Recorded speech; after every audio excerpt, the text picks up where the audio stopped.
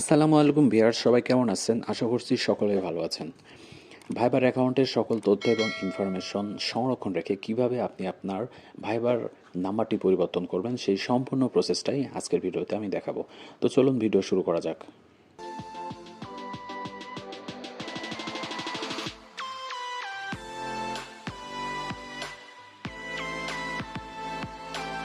ভাইবার নাম্বারটি পরিবর্তনের জন্য আপনার স্মার্টফোনের ভাইবার অ্যাকাউন্টে প্রবেশ করবেন। ভাইবার অ্যাকাউন্টে প্রবেশ করার পরে এখানে নিচে ডান কর্নারে যে মোর অপশন আছে, এই মোর অপশনে ক্লিক করবেন। মোর অপশনে ক্লিক করার পরে এখানে একটা সেটিংস অপশন পাবেন, সেটিংসে ক্লিক করবেন।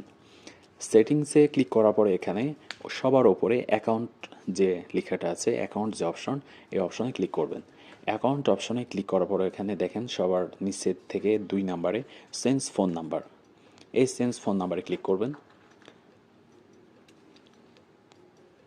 সেন্স ফোন নাম্বারে ক্লিক করার পরে এখানে কন্টিনিউ অপশন এসেছে, এই কন্টিনিউতে ক্লিক করবেন। কন্টিনিউতে ক্লিক করার পরে এখানে 2টা কন্টিনিউ লেখা এসেছে। ওপরে যে কন্টিনিউ আমরা এখানে ক্লিক করব, কারণ হচ্ছে এটা নিউ ফোন নাম্বারের জন্য ওপরেরটা, আর নিচেরটা হচ্ছে new phone number and new device. তো আমরা শুধু ফোন নাম্বার চেঞ্জ করব, তো তার জন্য ওপরে যে কন্টিনিউ লেখাটা আছে এই কন্টিনিউতে ক্লিক করব। কন্টিনিউতে ক্লিক করার পরে এখানে যে লেখাটা আসছে এটার অর্থ হলো যে আপনার ভাইবার অ্যাকাউন্টে যারা সংযুক্ত আছে বা যারা ফ্রেন্ড হিসেবে আছে সেই সকল নাম্বারে একটা নোটিফিকেশন যাবে যে আপনি আপনার ভাইবার নাম্বারটি পরিবর্তন করেছেন। তো এটা আমরা কন্টিনিউ করে দিচ্ছি।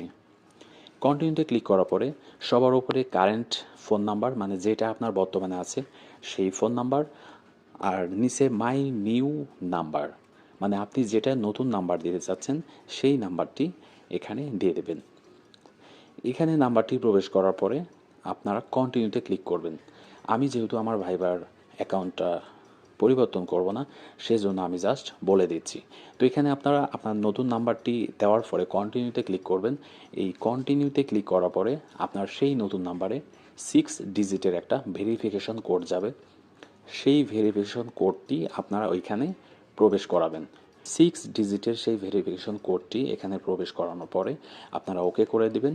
ওকে করে দিলেই আপনাদের সেই নতুন নাম্বারে ভাইবার অ্যাকাউন্টটি অন হয়ে যাবে এবং আপনার যে সমস্ত ফ্রেন্ডরা সংযুক্ত আছে এই ভাইবার অ্যাকাউন্টে তাদের কাছে সেই নোটিফিকেশনটা চলে যাবে যে আপনি আপনার ভাইবার নাম্বারটি পরিবর্তন করেছেন।